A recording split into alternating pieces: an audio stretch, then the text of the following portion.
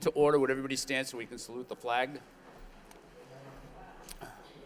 I pledge allegiance to the flag of the United States of America and to the republic for which it stands, one nation, under God, indivisible, with liberty and justice for all. The clerk, please call a roll.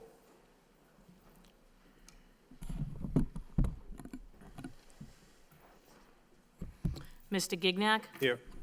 Mr. Hoey? Here. Mayor Kennedy? Here. Ms. Martin? Here. Mr. Dakota? Here. Ms. Doherty? Here. Mr. Gendron? Here. 7 present. The first order of business is a public hearing for interdistrict school, the interdistrict school choice program, which I guess doesn't have a time, so we can just open that up now. So we'll open up the public hearing. I think there are 10 people registered to speak.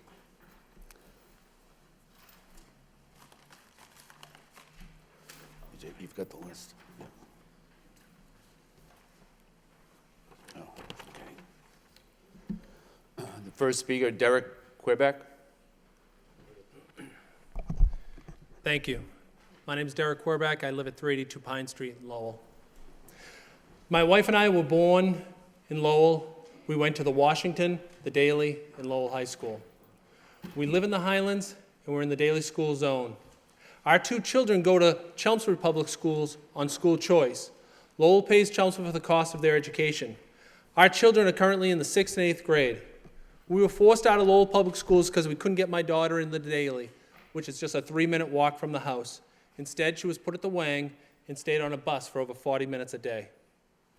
We're here tonight to discuss whether or not to allow out-of-district students to remain in Lowell Public Schools. These students are children of Lowell Public School teachers who do not live in Lowell. Lowell does not receive funding from the other towns because we don't participate in school choice. We don't participate in school choice because we don't have the space. Dr. K said at the March 15th meeting, we need a clear policy. We can't get out of hand and have 30 kids in a classroom. We currently have classroom sizes ranging from 28 to 31 students. You may hear from a 6th grade boy from Dracut who attends the Daly tonight. He may tell you he wasn't challenged at the Dracut Public Schools. Then he'll tell you how wonderful his experience at the Daly has been. These experiences and challenges should have been afforded to a Lowell resident, a boy from Lowell who's eagerly awaiting a call or a letter stating that his number on the wait list is up and he's going to have that spot at the Daly. Keep in mind the Daly is the crown jewel of the Lowell public school system. Lowell's only level 1 school. I wonder how a boy who attended the Dracut Public Schools got into our best middle school, when there's an upwards of 75 students in each grade on a waiting list.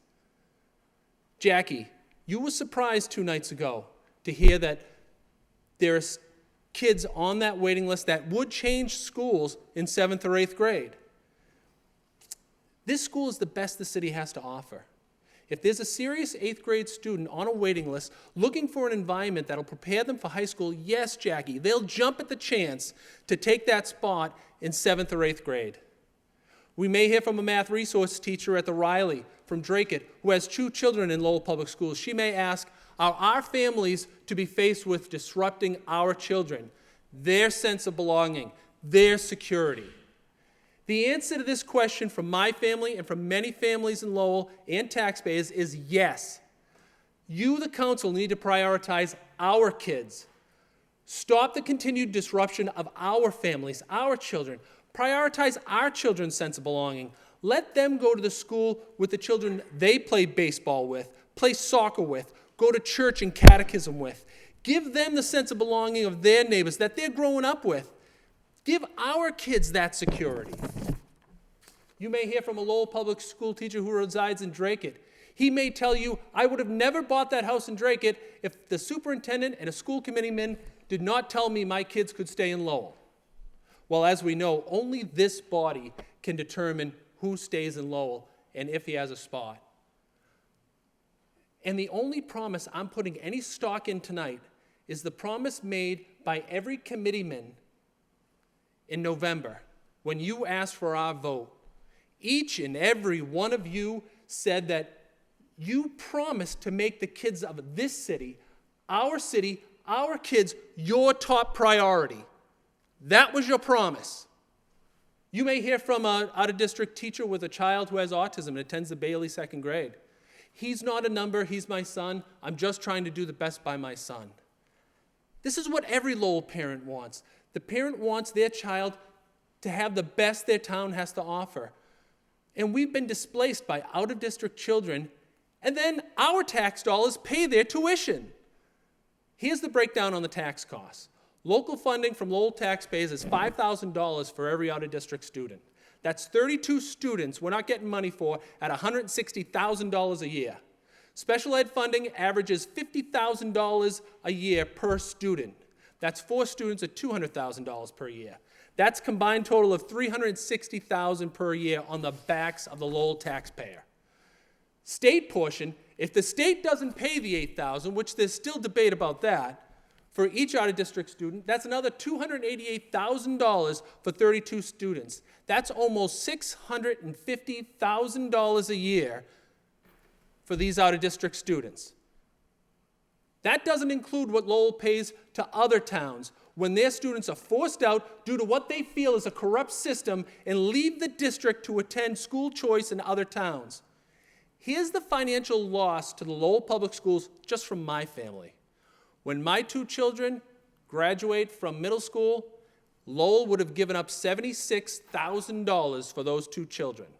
When my 2 children graduate from high school, those 4 years, Lowell gives up $104,000. Excuse me. Combine that, it's $180,000. Thank you very much for your time.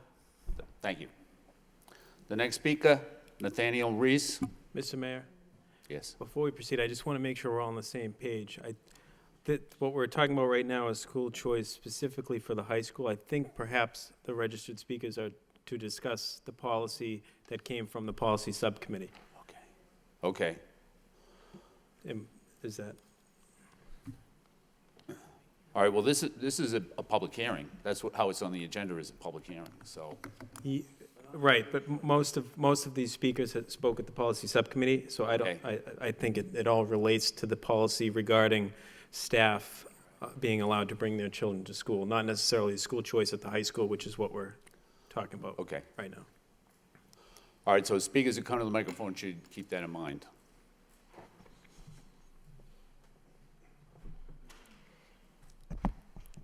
Good evening, ladies and gentlemen. I know in this evening you will hear several opinions, facts. Excuse me. Yeah. Can I have your name and address? Nathaniel Reyes, 679 Westford Street. Okay. Sorry about that, Your Honor. I know in this evening you will hear several opinions, facts, statements, statistics, etc. Some you may or may not agree with. I would first like to start off by saying that at first I didn't particularly have a dog in this race. However, as someone who has mulled over the situation and has heard many people talk about the situation, I realize I do have a right to express my voice as a Lowell Public School employee. My name is Nathaniel Reyes, and I'm a paraprofessional at the Daly Middle School. These educators took their children out of their comfort zone, instilling confidence into the Lowell Public School District. That alone to me speaks volumes. It is a true testament, of how amazing and how much these parents trust this great district. Now, moving in from another district can be very intimidating and frightening.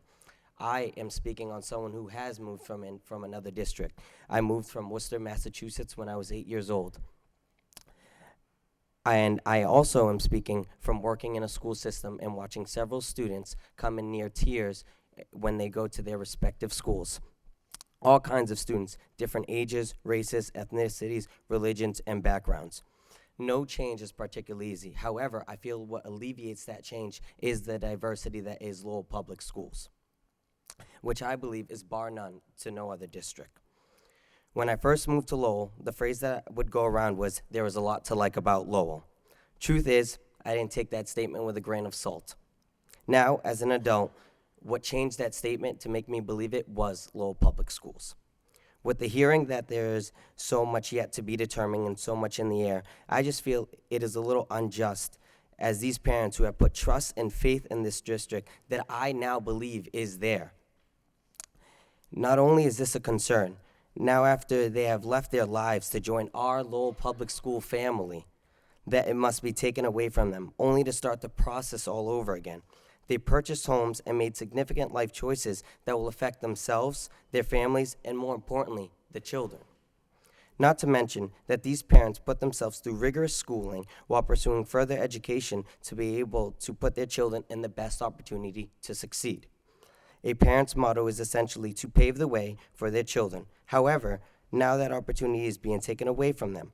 Broken promises and guarantees and words of reassurance merely become empty air.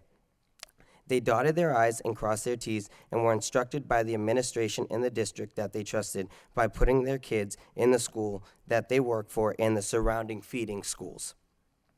They did not displace any children. They simply enrolled their children, only to be told that they may be ousted. These children should be allotted the same rights and privileges as every other Lowell Public School student.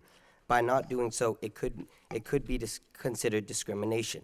Now, I know that is a very strong word. I'm not saying that anyone is discriminating here. But the dictionary.com defines discrimination as treatment or consideration or making a distinction in favor of or against a person or thing based on the group, class, or category to which that person or thing rather than on the individual merit. For what their parents do for a living, these children will essentially be punished for it because they are educators. The transition into middle school is in itself a very difficult process. But to now tell these children that on move-up day, they will not be able to attend the school that they have been looking forward to attending the last couple of years is very disheartening and, with all due respect, a little distasteful. You have teachers from all walks of life with children, and children following that same path. I personally believe that they should be grandfathered in. And what the fallout of this evening should be is from this day forward, whatever policy is adapted, that they should be for incoming students. It is unfair to punish these educators who have invested so much time. They may not physically live in Lowell, but here is where their hearts are. They are just as much a part of our life as any other parent in this room or in this city. They are the ones in the classroom improving the lives of these students to be leaders in the future, with hopes that at some point in their children's lives, they will come back and look at what inspired them and can only say 3 words. That is Lowell Public Schools. Teachers and educators are statistically the most thankless occupation, but they do it because they love this city and want their children to be a part of this great city. Thank you very much. Thank you.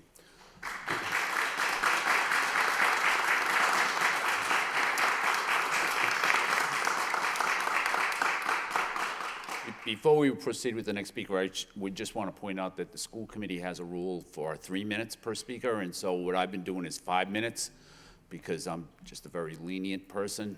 So we'll stick with the 5 minutes unless there's any objection, and maybe at the conclusion of the public hearing, it might be proper to take item 12 and combine it with this, and then we'll be all set. So the next speaker, I think, is Sean O'Keefe.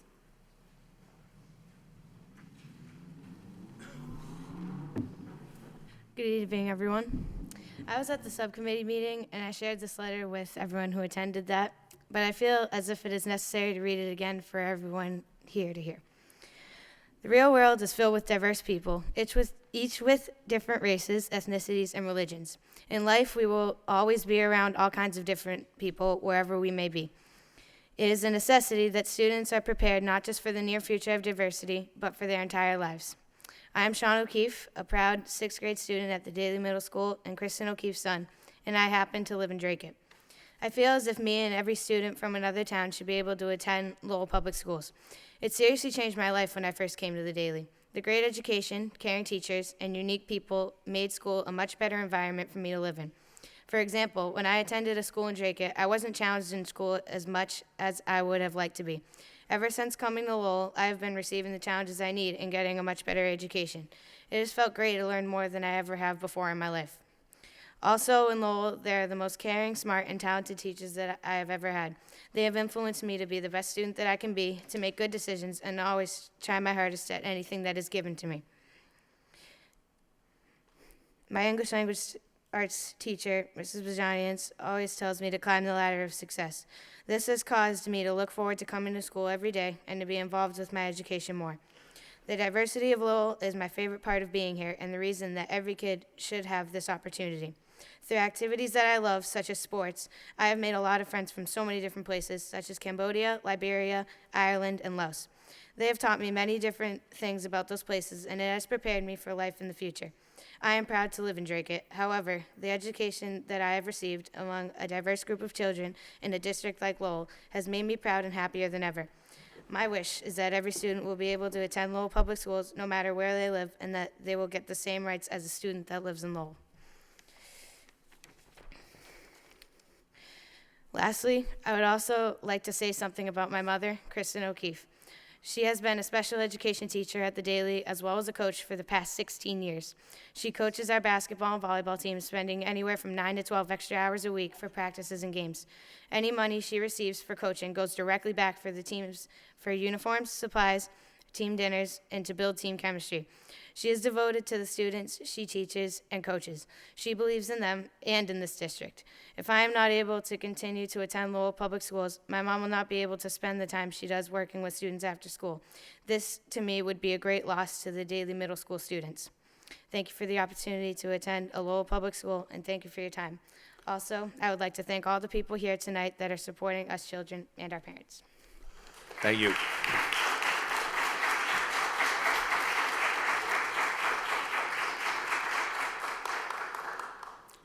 Good job. Paula Peters?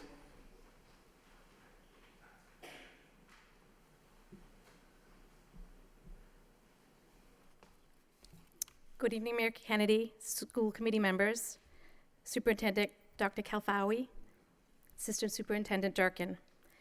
My name is Paula Peters. I've been employed by Lowell Public Schools for 10 years. 8 of the 10 years, I have worked as a substantially separate adjustment teacher, and am currently a behavior specialist for the special education department. My son, Gavin, is a second grade CSA student at the Bailey School, and I reside in Dracut.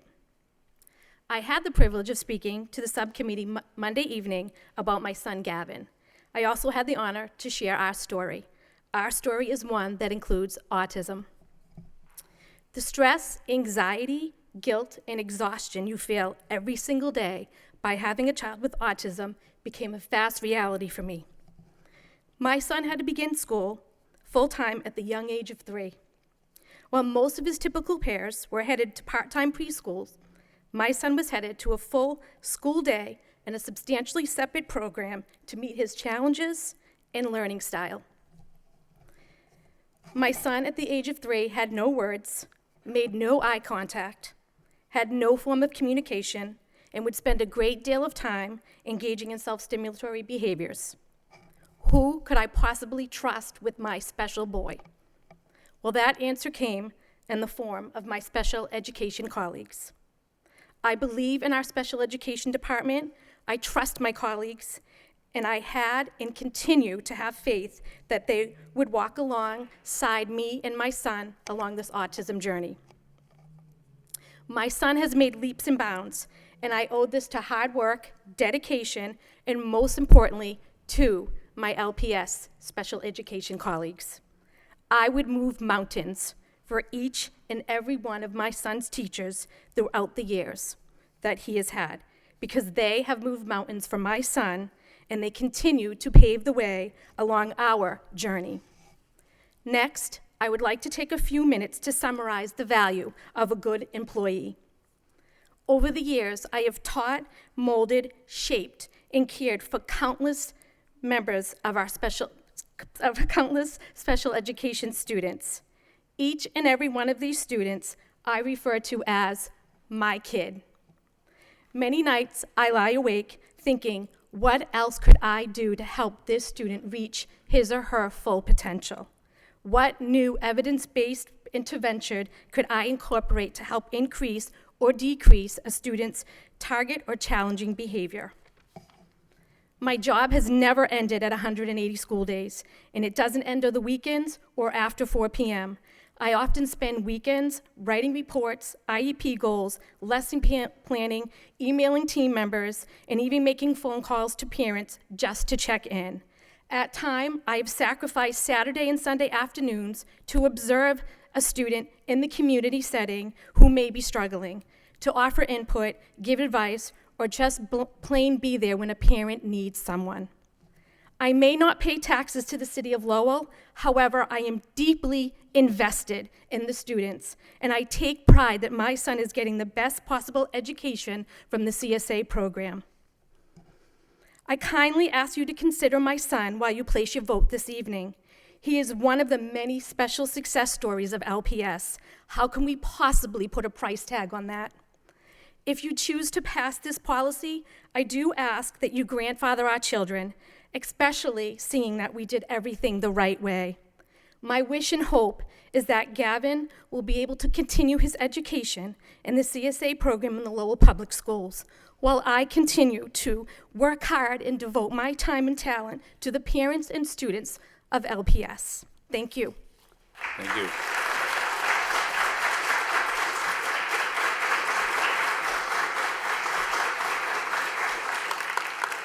Teresa Provenza. Teresa Provenza.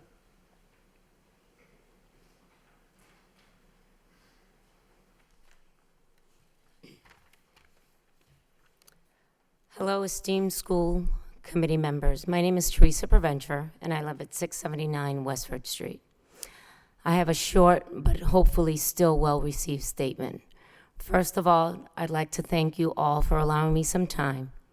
I am speaking to you as both an educator in the Lowell Public Schools and as a parent in the Lowell Public Schools. Part of what has made my years in this position special was that I could take comfort in the fact that if I wished to relocate, I would still be able to give my children quality education and care. It pains me to hear that other parents like me are having this opportunity stripped away from them. There are reasons why this decision will harm the Lowell schools. Reasons that I hope you take into consideration. I believe that this decision will lead to a decrease in quality education in our schools. There are many teachers who are also parents in the Lowell Public Schools, telling them that their children will be unable to attend Lowell schools brings up the risk that they choose to relocate in order to service their children. In the long run, this will mean losing many quality educators. Also, this decision will hurt parents financially. Providing before and after school care for a child is not cheap.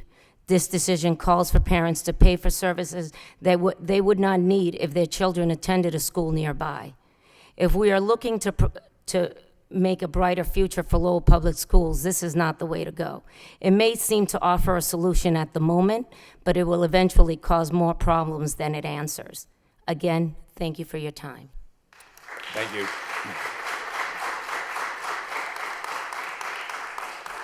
Kathy Clow.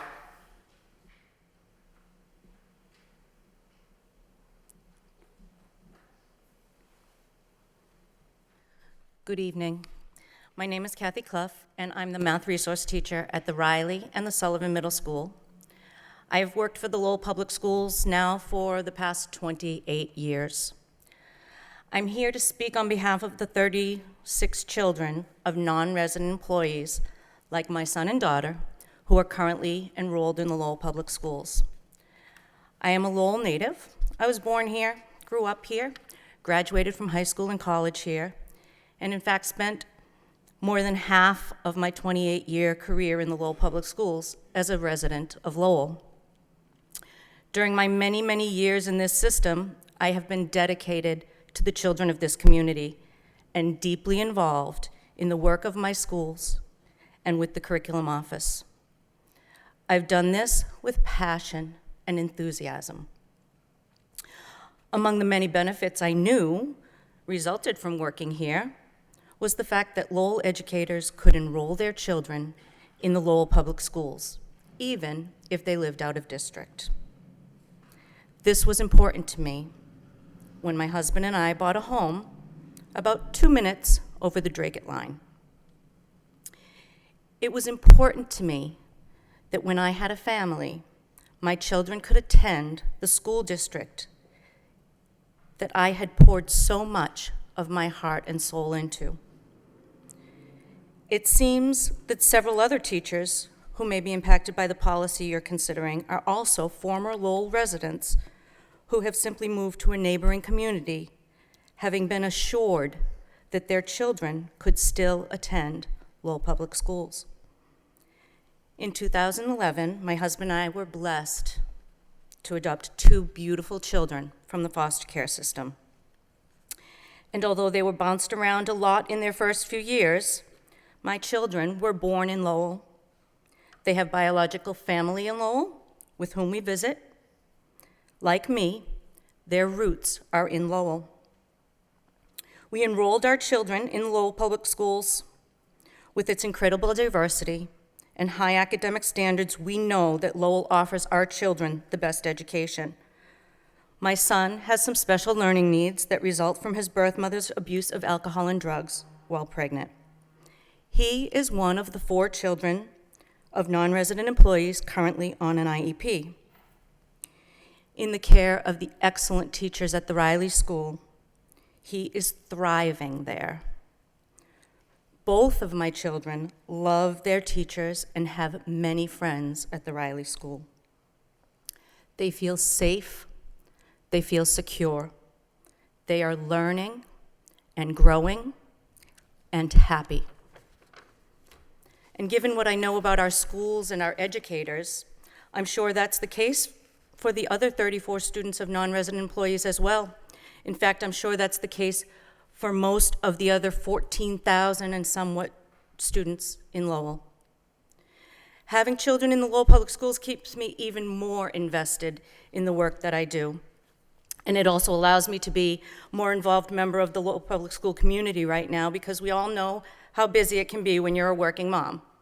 But I can attend a Riley School function, and I can be there for all of my kids, the 2 in my family, and all of the many others from the school community. That would be much more difficult if I were to split my time between work events and the events for my children. When you're considering this policy tonight, please think about our children. Think about the children with disabilities. Are these families to be faced with financial hardship or ripping their children out of the schools that they love? In my son's case, he has already had too much moving around in his early life, bouncing from home to home. He deserves to stay right where he is.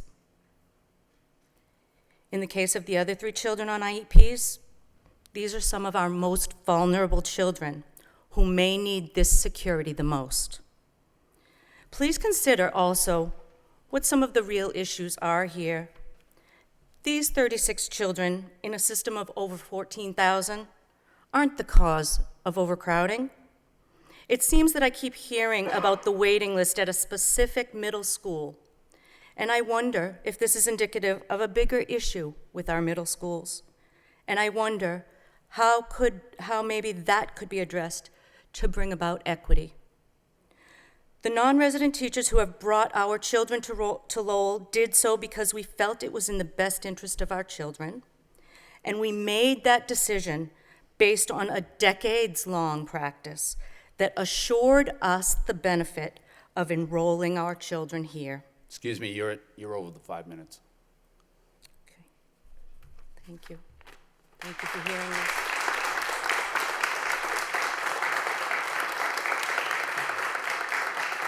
Todd Guyan? Thank you, Mayor. Good evening, everyone. I promise my part will be about 2 minutes. My name is Todd Nguyen. I have worked for the Lowell Public Schools for 21 years. I have 2 children, one a sophomore at Lowell High, and one is a 7th grader who attends school with me at the Daily. His name is Tyler Nguyen. He's sitting right there. Up until 3 years ago, I was a Lowell resident, and because I'm confident that my children are receiving a quality education here in Lowell, I chose to keep them in the district. Because my children attend school with me, I'm allowed to do things I wouldn't necessarily be able to do otherwise. This benefits provide me with additional time that I am then able to devote to my classroom students. For example, I regularly volunteer my time after school to tutor my 7th and 8th graders, students who need additional support beyond the regular school day. On average, I have a group of 15 students in my class after school for about 45 minutes each day. I volunteered to do this because I really see the benefit and the positive impact the additional time has on my students. If my children were attending schools outside Lowell, I would never be able to devote my time in the way I do now.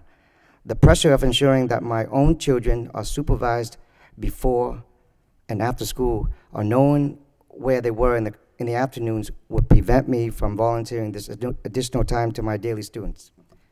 I really hope the school committee agrees to continue to allow Lowell Public School employees bring their children to their school versus another school district.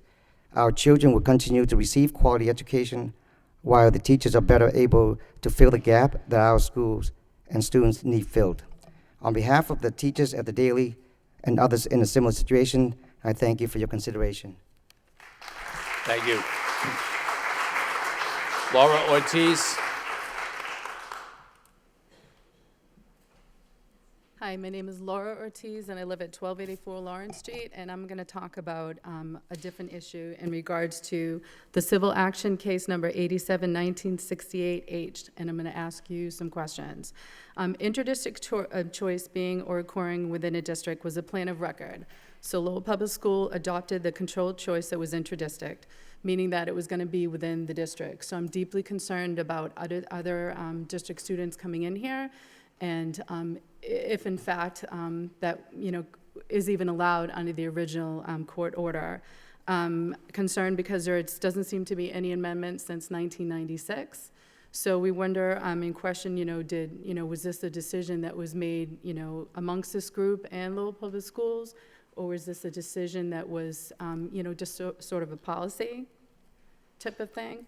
And then I'm also concerned in terms of special education. There are a lot of kids that get tested in this district and have a finding of no special needs. So I'm concerned about when, this district is funding students out of this district, and, what effect did that have on the students that were denied? Were they denied, because there wasn't enough money for them and type of thing? And it just deeply concerns me on this issue. And so, I understand, I can understand, being a teacher and having children in there, but the question I proposed to the Lowell School Committee is, was this allowed under this original court order? If it was desegregation because the protected class was the minorities and the non-minorities, and I believe in your own wording, it had streets defined within the city of Lowell was the residency, so I sort of, I'm a little bit confused as to how this became a policy. Did it get a judicial order? Was the original order dismissed? And so I asked you these questions to find out before you vote on it. Are you done? Oh, yeah, I'm done, sorry. Okay. Okay, thank you.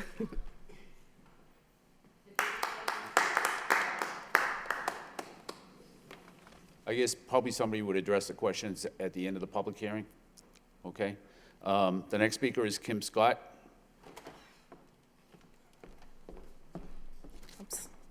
Thank you. My name's Kim Scott. I live at 27 Commonwealth Ave. Unlike many cities and towns that neighbor us, we are a district that does not guarantee our children a slot in the neighborhood school, even though most of us would like that. No parents want their child bused 45 minutes across town in traffic, yet many of our Lowell students are forced to do this every single day. I don't know how many people in this room have waited anxiously at your mailbox for the letter to arrive from the Family Resource Center to see if your child had received their first, second, or even third choice, and feeling sick to your stomach when you open the letter. If you had, you certainly would not be considering adopting this or allowing students to stay. I know some are trying to be compassionate and even allow the siblings to come, in addition to the students that are currently here. Unfortunately, the real sympathy that you should have is with the Lowell taxpayers, parents, and students. Taxpayers are paying this cost, students are placed away from their peers, and parents are forced to transport students across town or even out of town, and we pay the bill for that. Please remember that this was not done by a vote of this school committee or any prior school committee. It was not done via contract negotiations.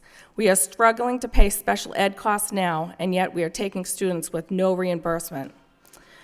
We heard out-of-district students and staff members speak at the subcommittee about how they want to be in our schools, they weren't challenged. I would agree with that. We have great schools, and I'm sure the 70 parents on some schools' waiting lists are feeling the same way right now. There's no justification with our overcrowded class sizes to allow any more students to come in, and also no reason to allow a single student to stay in our schools that has a wait list.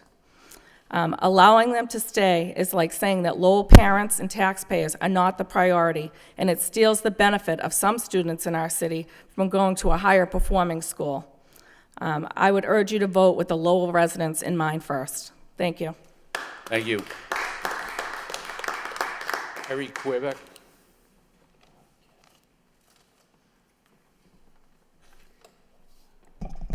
Hello, my name is Carrie Corback. I live at 382 Pine Street. My husband spoke earlier. We are here to ask the committee to put the children of Lowell first. We are asking the school committee to vote no on allowing any out-of-district students at all and to remove the current out-of-district students at the end of this school year.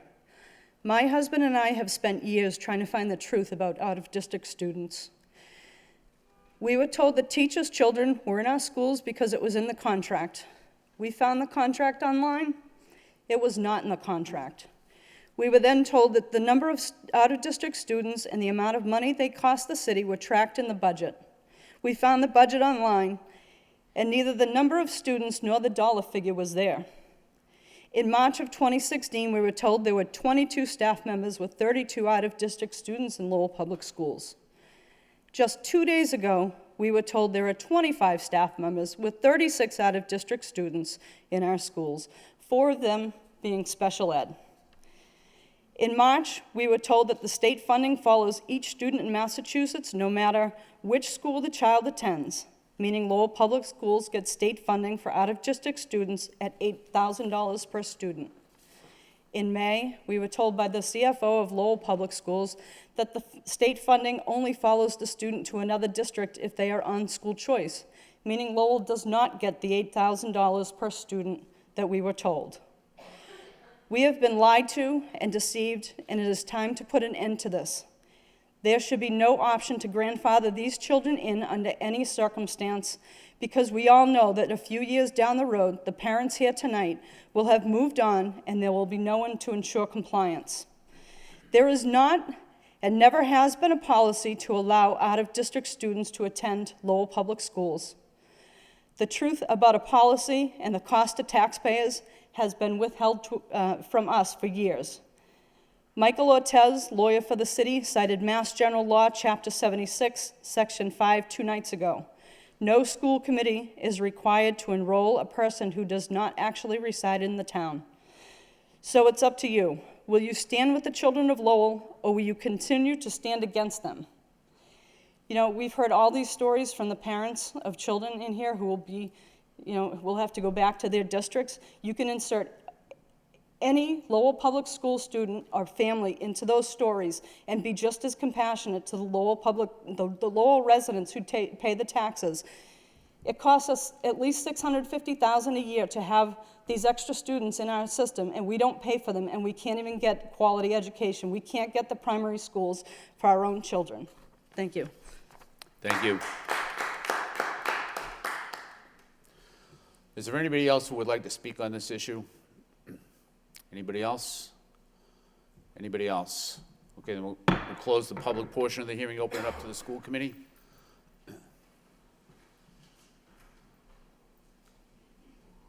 Open it up to the superintendent then.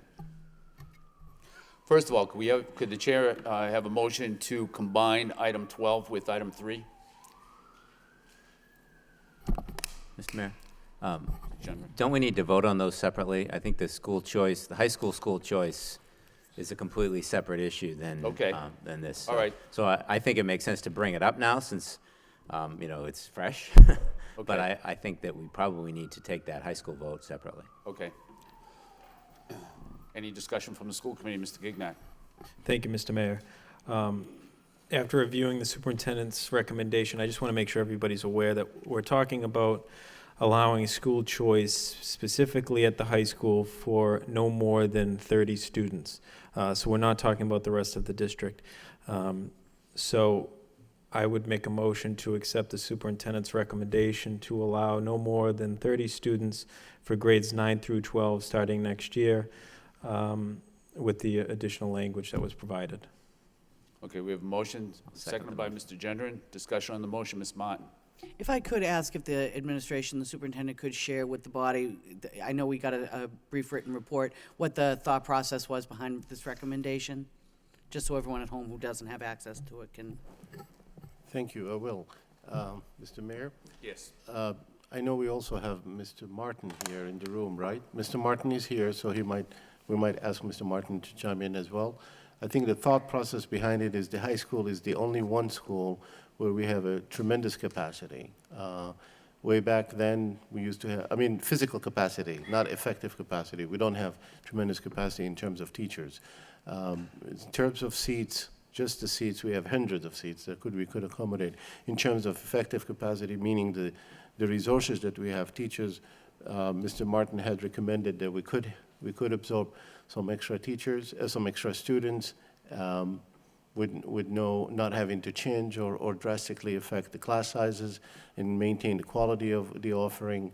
And we think it's a good idea because we know there are several out there that would like to put their children in the Lowell High School. And if we keep it within a very contained number, that doesn't take us to, having to hire other people and so forth, and other expenses, I think it's feasible, and I support that recommendation from the high school.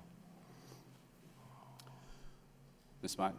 I do have one other question, and it's going to sound very odd coming from me, but are there any MIAA implications for students who come in, student athletes, in these 30 slots? Is there any, I don't know if there's any, if they have any limitations, or, again, it's an odd question to come from this side from me, but I'm just kind of curious about it.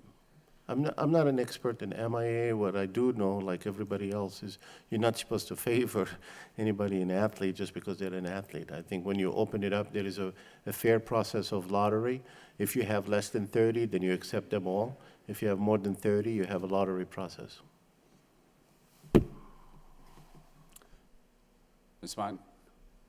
Okay. Mr. Gendron? Thank you, Mr. Mayor. And Ms. Martin, I didn't think that sounded odd at all. I thought it was quite appropriate, quite appropriate. I just was curious, Mr. Superintendent, if we were to open this up and allow 30 students from out of district to come to Lowell High School, would it displace any Lowell resident from attending Lowell High School? No, it doesn't, because we have the capacity. And you don't, the capacity right now is more than 30. That's why we're limiting it to 30. Mm-hmm. And as per Mr. Martin, when he assured us that, we could, any Lowell residents there, we have tons of capacity for them in the high school. That's one school where we don't turn away anybody. Okay. We don't have a waiting list, to my knowledge. All the high school team is here. I'm sure they can confirm that, yeah. That's fine, thank you.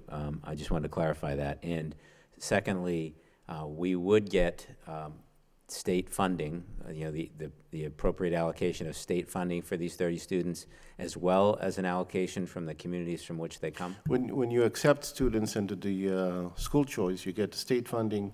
Their local communities have to pay you their share, which is usually around $5,000 per student. And on top of that, if you have any additional costs involving SPED, costs, whatever, they're under the obligation to pay them. Okay. And the admittance into Lowell High School, is it a lottery? If we have more than 30 students from outside, it's a lottery. As I said, if we have under 30, then there is no issue. If we have over 30, then it's definitely a lottery. Okay. Thank you. Lottery for the non-resident, not for the resident. The residents gets in first, and then the lottery picks up after the resident. Okay, thank you. We hear from the headmaster on this? Thank you, Mr. Mayor. One thing I want to make clear here is this, out of the blue, I didn't recommend we go to school choice. This was discussed at the leadership team with the superintendent, looking for revenue, for other opportunities to support our school system. And so we did our own research through our staff with David Robinson, the Student Support Services, Amy McLeod, and many others, to look at all of the ramifications connected with school choice. What does it mean for athletics? And what does it mean for a lottery? What does it mean if you have a student who typically could come into the school and have to go to the Career Academy or Engagement Center or utilize other services? And so at the end of our review, we thought it would be appropriate to try a pilot program for 1 year for 30 students. We'd have a chance to look at it. If we don't like it at the end of 1 year, we can turn around and reject it. However, we own the students that come. You can't send them back. We can send students back that do not follow the rules and regulations. If there are behavior issues, you have a right to send them back. And so we felt comfortable that this would be a way to make an effort to be part of our solution, funding-wise, and to look at what this would mean going forward. Just want to make sure that was clear. Thank you. Any further discussion? I'll move approval of the recommendation, Mr. Mayor. We have a motion that you seconded that's on the I did. All right, floor. then. I guess we're good, then. Yes, we are. Double good. Roll call? Mr. Gignac? Yes. Mr. Hoey? Yes. Mayor Kennedy? Yes. Miss Martin? Yes. Mr. Dakota? Yes. Miss Doherty? Yes. Mr. Gendron? Yes. 7 yeas, approved.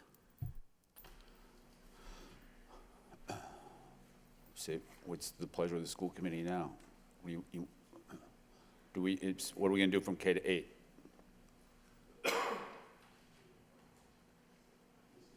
Mr. Superintendent. Yeah, the clarification that we got from the state, we only need to vote to accept school choice. When you do not accept school choice for any grade, you don't need to vote. It's automatically no school choice unless you vote yes. Okay. Ms. Martin?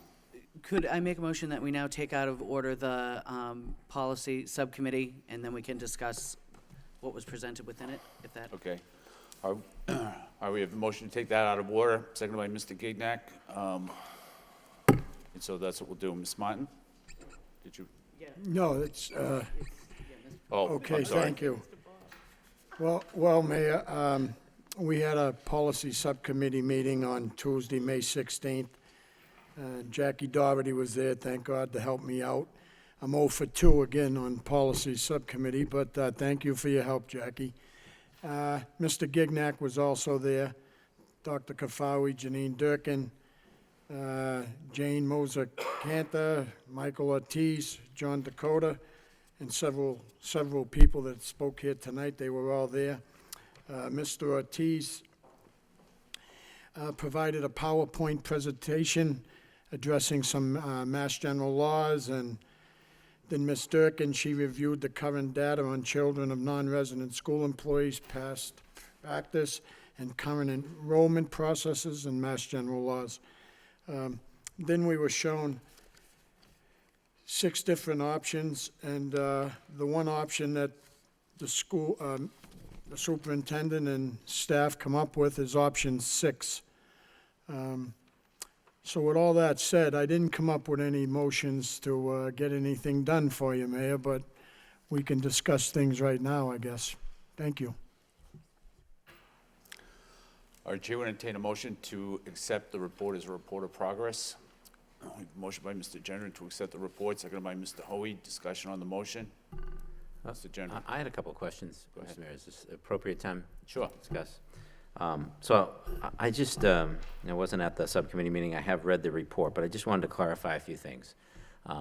The students that are, staff students that are in the district now, is there state funding for those students or is there not? Do we get state funding for those students? To our knowledge, and as we discussed it with the state folks, when a student, as long as a student has what we refer to as a SACID, state ID, that is the same SACID wherever they go. We declare them on our, in one of our schools. On October 1st, we have to resend all the SACID numbers in every school to the state. The state then verifies that no other district is claiming them as well. And then if there's some other districts say their district of residence claims them, then obviously they open a dialogue between the 2 districts to verify. If there are no other districts, they become our account.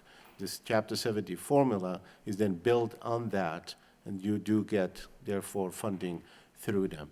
The part that you do not get is the other part because then the state sends that same counting, the same number that they count is what they would use to ask the townships and the cities to fund their school.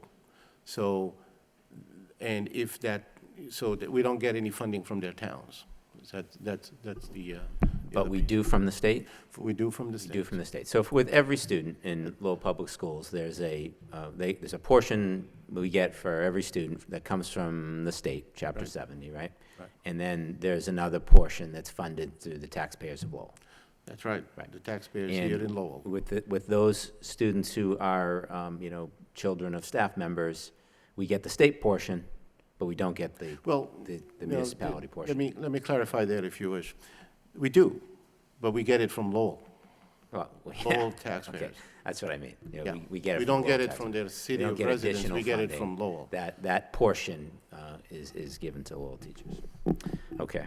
Now, there may have been any, if there were any misunderstanding of that, I apologize for it. There was never an intention to mislead anybody by anyone in my administration. It probably was pure misunderstanding, because as long as a child has, the student has a SACID number, you claim them, and the state accepts your claim of that student, then that student enters your Chapter 70 formula.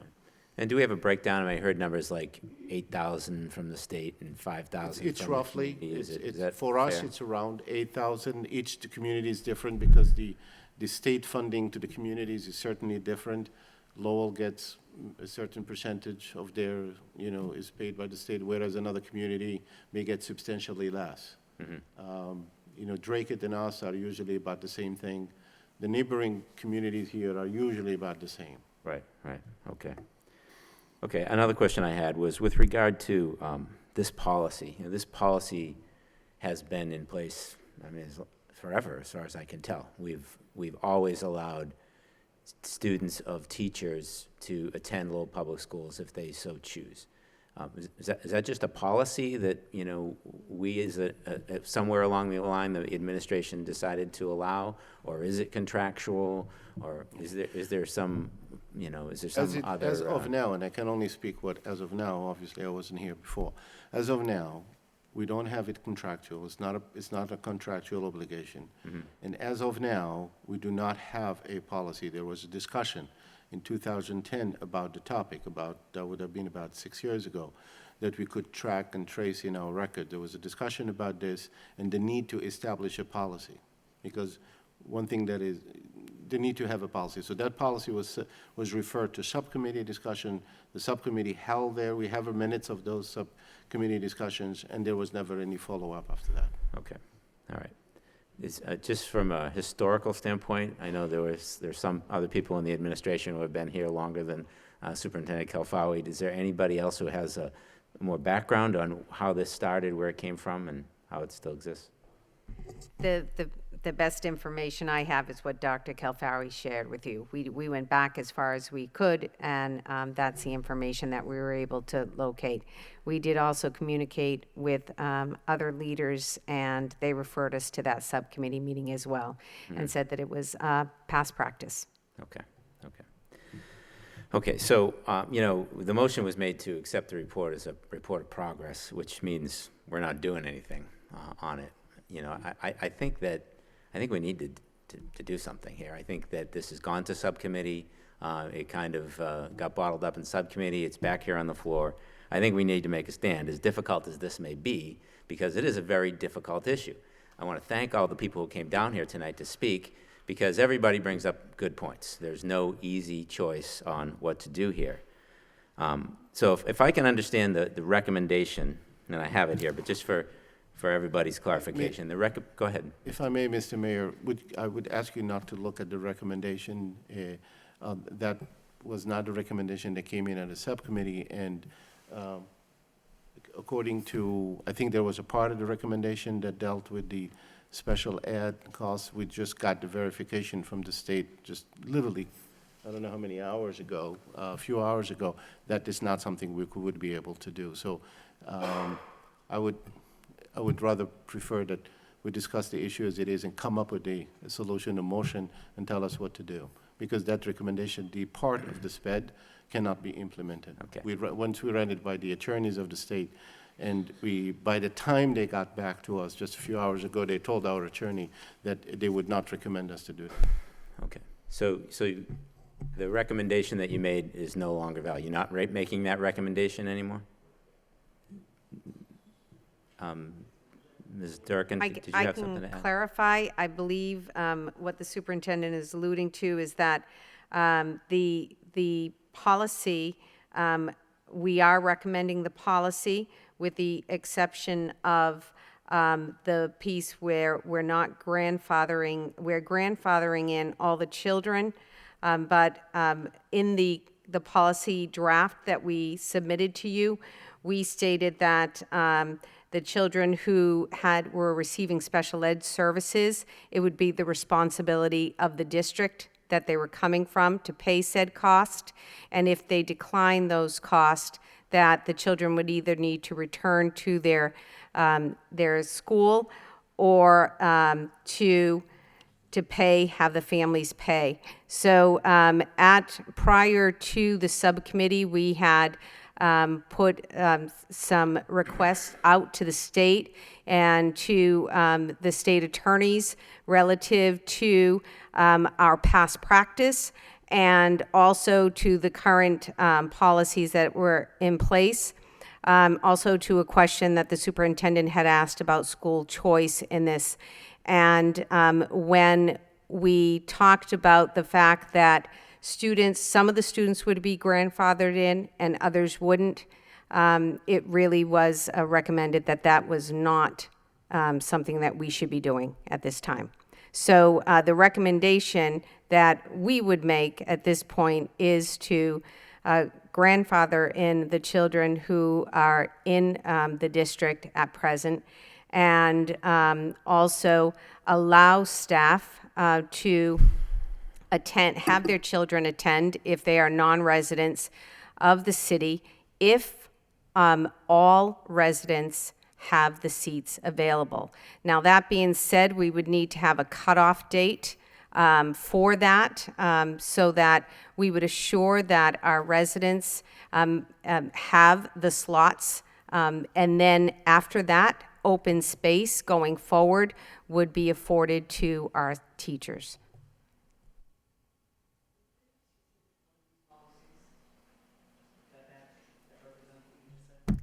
So it's a summation, option 6. All the committee did receive the entire policy last week from me as part of the subcommittee agenda. But I can read through the entire policy if you'd like. Yeah, Mr. Mayor, if I may, it sounds like there's a significant change here to the recommendation of the administration. I just started to say we need to move forward on this, but with this significant change, I think maybe it makes sense to send it again back to the policy subcommittee to review the change. Just throwing that out there. Thank you, Your Honor. I was at the subcommittee, as Mr. Hoy mentioned, been thinking a lot about this for the last couple of days. I think that the thing we need to move immediately on is the children who are in the school, what happens for them in September. But in terms of coming up with a policy, I think that this benefit could be something that we negotiate with our unions, that we move forward and come up with the policy in tandem with our union, the body of employees, because it is a benefit. No matter how you slice it, it is a benefit. And we've got to figure out a way that doesn't take away from Lowell residents. And I think the other piece of that is looking at where we're going to go forward, how we're going to go forward with the whole spacing issue. Because as one of the speakers mentioned, these 36 children are not solving or causing our space problem. We have a much bigger nut to crack in terms of how that proceeds. So I guess I'm looking for something that, and I don't know how this would fly, if we just say for now, we're going to move forward, those children are grandfathered in for another year, because it's May. It's May to be saying to all these families, the 36 children, and the 25 staff people, guess what? You don't know where your kid's going to be in September. But if we kind of make that move for today, we're going to grandfather in for a year. In the meantime, we're going to figure out our spacing issue. It's one of the motions I have tonight to look at the population trends going forward. And we're going to talk to our unions about how we may be able to add this into the contract, because it is a benefit that we're offering. And I think it does have value. And it's something that I love to see our staff's children in our schools. And if it weren't for the spacing issue that we're displacing our residents' children, I think it would be something we would all wholeheartedly welcome. So I'm looking at kind of a stopgap that we say, for right now, everybody stays where they are, and we figure this out. That would be, is that in the form? Well, I'm open to hearing other discussions. I see Ms. Martin wants to talk.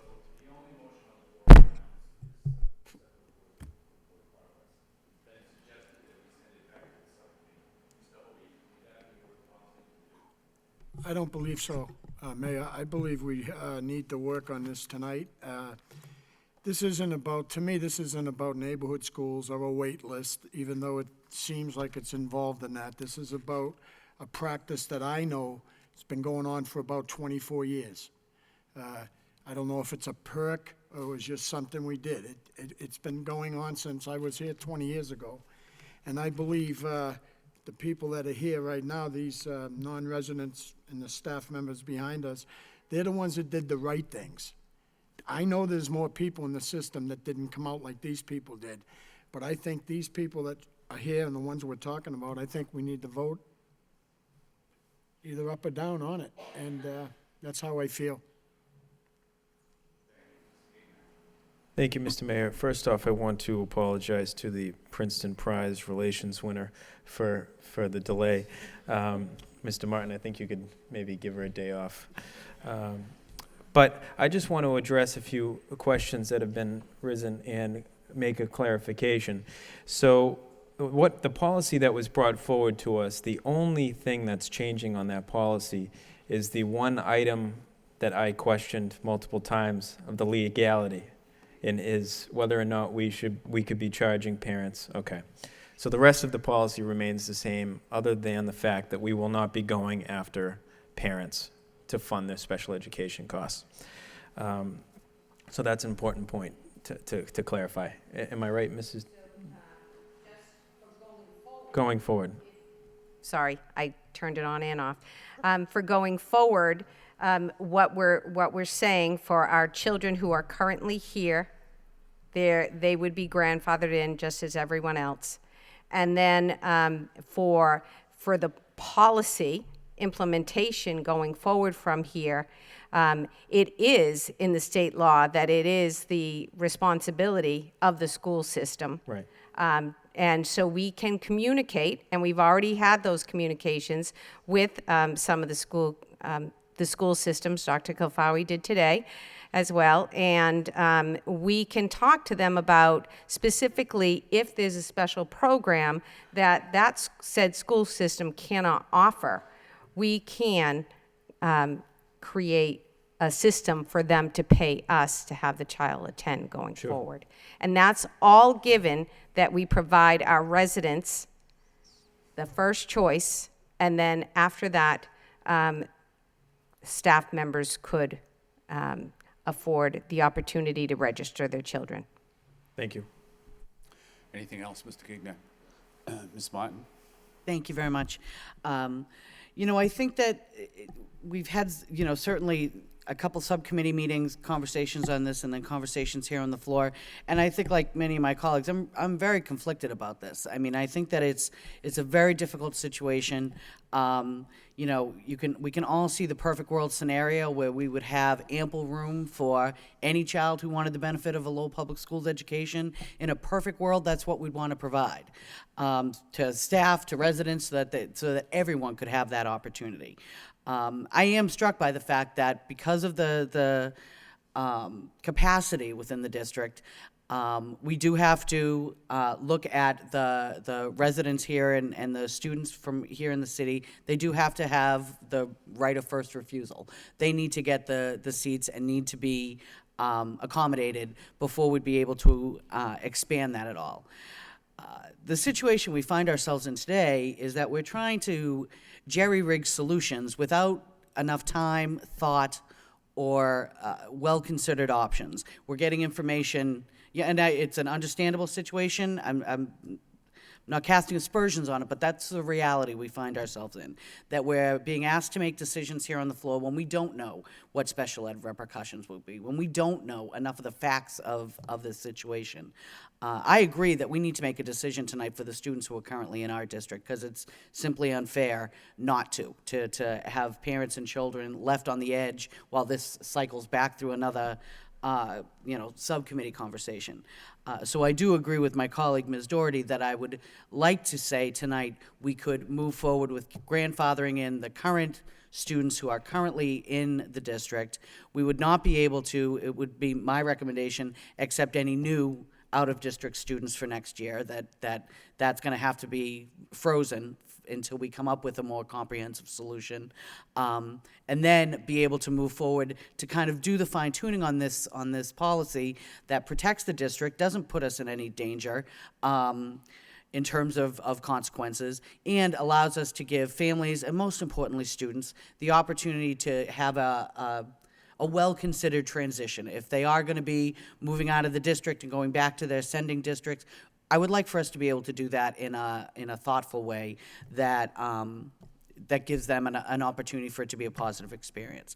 So I would say I would support Ms. Doherty's motion that we grandfather the students that are currently in the district, include in our current vote that we will not be able to accept any out-of-district students for the next school year, and then charge whether it's through the policy subcommittee or through the committee as a whole, to work with the administration to come up with a fully fledged and vetted policy for moving forward in the FY17 school year. Okay, well, let's see if Ms. That was Doherty's about going a to make 10-point that motion. so Ms. do with Doherty? it what you will. Well, just for clarification, my concern with grandfathering without a time limit is we have students that are Well, I kindergarten. agree, for 1 year.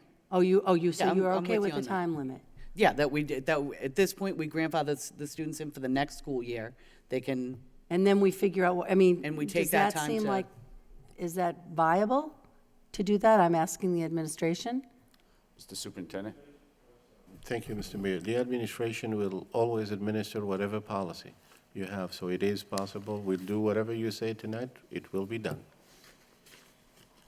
would you have any concerns about moving forward in that way in your None professional role? whatsoever. None whatsoever, so you'd be comfortable with that as a, It's a policy of the school committee. We are comfortable to apply all the policies. I can't, it's a very difficult decision. I said it in the subcommittee. That is not a decision that belongs to administration. That is a decision that belongs to the school committee. Policy is a school committee prerogative. Our role and duty is to make sure that your policies, as you dictate them, will be applied.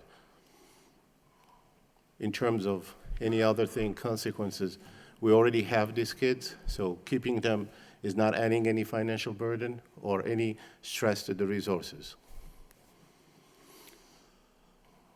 Okay, Mr. Gagnon. Thank you, Mr. Mayor. I just want to touch on something that Mr. Hoy was beginning to allude to. These 36 students, or whatever the number is today, who knows, 36, 37 students that are currently in the district from outside towns, them and their parents did absolutely nothing wrong. They followed the process, they registered their students. How they were placed, I do not know. But they did absolutely nothing wrong.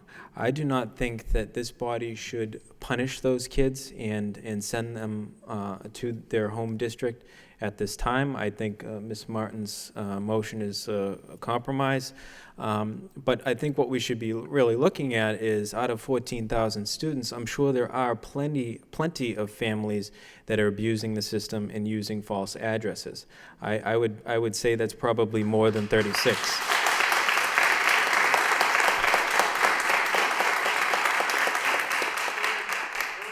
And I think that's an area that we really need to spend more time in addressing, because that has a major effect on all of what we're talking about tonight.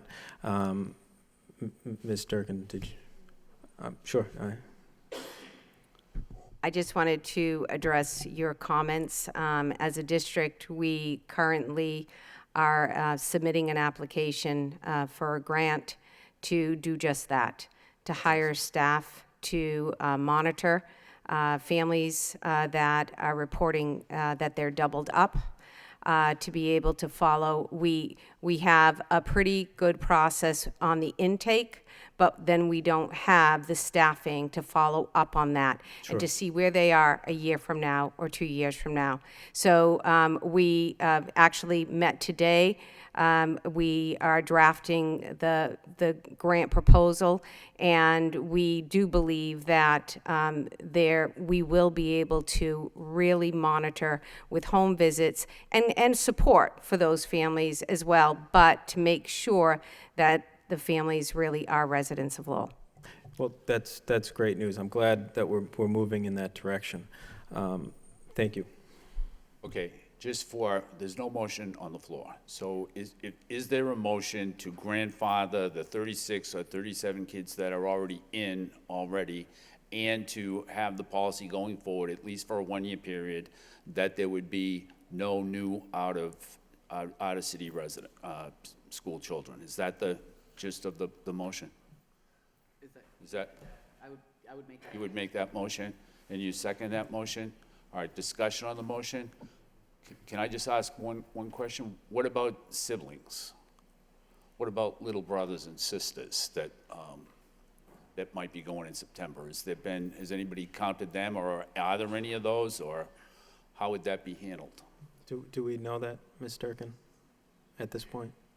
I'm sorry, Mr. Dakota isn't here this evening. Let me just check to see if, I don't believe I have those numbers relative to the siblings. But if you put a freeze, then, is it a freeze? Yeah. Okay, so the motion stands without any consideration for siblings. Any discussion on the motion? Mr. Gendron. I just want to say, I think this is a benefit that we've long held here in the city of Lowell, and I think we need to take a serious look at it because, I'm not sure we can afford it anymore, especially given our spacing situation. That said, I agree with Mr. Gignac. I don't think it's appropriate to take these kids who have been in their schools for probably several years now, been in the district, and pull the rug out from under them at the last minute like this. So I would support the substitute motion and look forward to a better long-term policy going forward. Thank you. Mr. Doherty. If I could, I just want to make it clear, I know this is not a solution that works for anyone. It's one of those compromises that by grandfathering, giving us a year to figure this out, which we need to do, there are going to be some Lowell residents' children who don't get into their first choice, because my understanding is there's two who are in the 4th grade at the Bailey and 2 in the 4th grade at the Maury. Is that correct? Or was it 3? Get the numbers. But the Maury is also a feeder for the Daily. That's one of our overcrowded middle schools, as well as the Wayne. I don't know if there was a 4th grader at the Pawtucketville. These are children we're talking about, and there are children, Lowell children, who are not going to get those seats by giving this 1 year. And I know I don't see a good way out of this. To me, this seems like the fairest way. Let's have a year to figure it out. But I just want to, my understanding is clear on that. No. Go The ahead. issue is there are siblings who won't be able to follow, I guess. That's what the concern is. Ms. Durkin, can you address that at all? Are there siblings who won't be able to go to the Daily or the Wang? So if resident the siblings. I think I'd put it back to the maker of the motion, because the maker of the motion is saying that there would be no additional new students. So what you're saying is, I'm trying to figure out what you're asking at this point. Are you asking if a student who is a younger child that would be coming into the system, then if you're... Correct me if I'm wrong, Ms. Doherty, but I believe she's asking if there's a child at the daily school with a sibling in an elementary school, would they be losing that spot? You know, if they would typically go to the daily next year, would that kid be losing this? Is that what you're asking, Ms. Doherty? Yes, and I know without Mr. Dakota here, it's difficult to really get down to that granular level, but my understanding is that if you have a sibling already at the middle school, that you get to the top of that wait list. That's correct. So that's a determination that you would need to make. Right. If you're considering the grandfathering in piece. Right, so the grandfathering in says that those students who are already in our system, who are non-residents, have a year. So they will move to the next school as the space allows. So if there's a sibling, that sibling is going to have priority over the non-resident fourth grader. That would be my understanding of it. But there is that element to it. Is that everybody's understanding? Ms. Martin? I mean, that's my understanding of the current sibling policy, but I did not include that in my motion. So my motion would be that we do have a hard stop in terms of new out-of-district students coming into the district. I just don't see how else we can, I mean, we're grandfathering students that we've already taken responsibility for, and I certainly, support that, and we're going to take this year to make some good, hopefully some well-considered decisions around that, but I don't think we can continue to accept new students into the district based on siblings or otherwise, when we have the space constraints that we do. I mean, we're going to come up to a point where there's going to be a hard decision about this during the course of this next year. Adding new students into that mix to me doesn't make any sense. So, I mean, my motion would be as it stands. We grandfather students currently in the district, but we are not able to accept any other out-of-district students regardless of their sibling or relationship. So the number grandfathered is just either 36 or 37, right? That's it. That's my understanding of the motion, if there are others. Okay. And so if any of the 36 or 37 have siblings, they're not, they would not be included in your motion? Not in the motion as I stated it. Well, we'd be doing this without knowing how many Lowell residents would be displaced by those 36, or whether any are being displaced, right?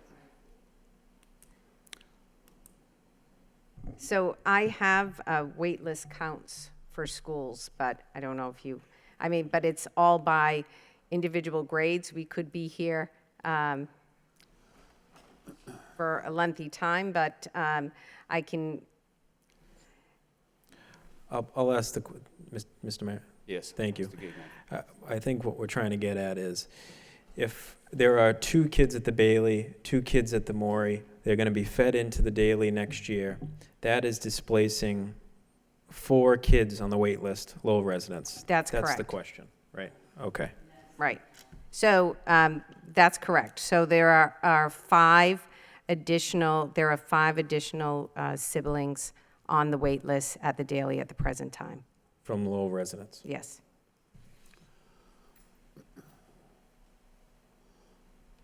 Ms. Doherty? Just one final point on that. If there are 5 siblings, Lowell residents, on the wait list to get into the daily, don't they have preference from a 4th grader coming from the Bailey or any of the feeder schools? Sibling has preference. Correct. I can read the way the assignment process is based. It's based on space availability in a particular school. So you get to the number, the classroom number. Then the next thing in line is that sibling preference. Brothers or sisters, all students who have parents who make a timely application, they're next in line for the placement. And then it's non-minority, minority balance, and that's relative to our plan. And then the place of residence, proximity to the school. That's how it goes, and that's how the priority is set forward. So basically, we know that there are going to be 5 Lowell students, resident students, who don't get into those crowded middle schools. But the grandfathered and non-resident students do not jump over siblings or other priority. They're in line just like everybody else is in line. Our point with this motion is it would be inherently unfair to throw these students out on May 19th or whatever today is for school beginning in the fall, that we are going to take 1 year to do this in a judicial way. But the understanding is we know that it's not a perfect solution. It's a flawed solution, but it's, I think, the best one we can do tonight. Mr. Gignac. Thank you. Mrs. Superintendent, can you tell me what the class size for 5th grade at the Daily is going to be next year? Excuse me, thank you.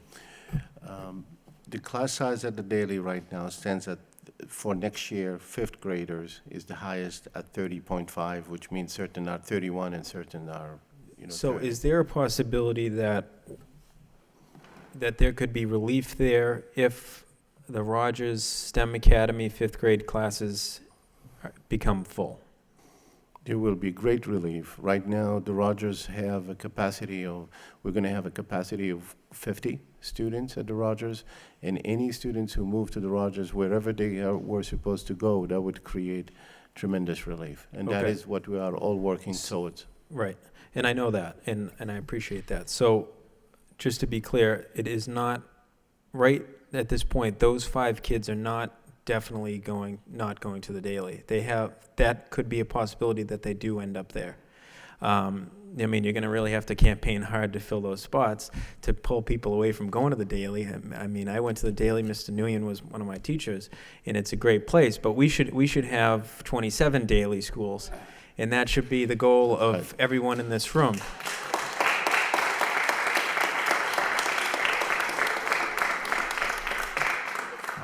2 rounds of applause. Pretty good night. All right. I'll stop there.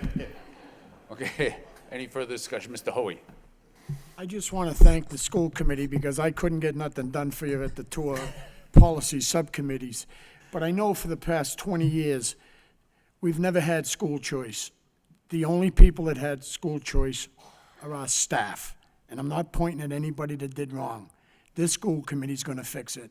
And that's why I'm so glad I'm on this school committee. Thank you very much. Any further discussion on the motion? Roll call.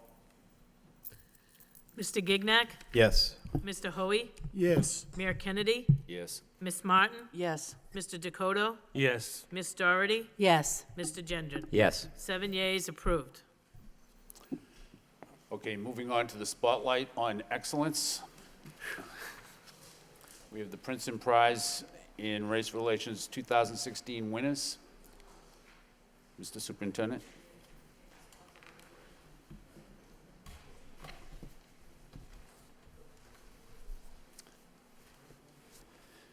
Mr. Mayor, School Committee, my name is Robert DeLosa. I'm the Chair of Social Studies at Lowell High School.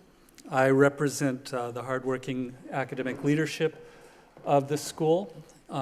We rarely have much downtime, but when we do, there is an ongoing existential argument over whether or not I represent Tom Hanks as Forrest Gump or Woody Allen as Zelig. And the reason for that is I happen to stumble my way into the presence of remarkable people. One of those people is with us. Her name is Anase Omayeni. And she is a recent recipient of the Princeton Prize in Race Relations for the Boston area, which is remarkable for 2 reasons. The first is Lowell is not Boston, and Boston certainly has had its share of issues around race relations in the last year, with remarkable young women and men who have contributed much to what has come out of, much of the positive things that have come out of Boston.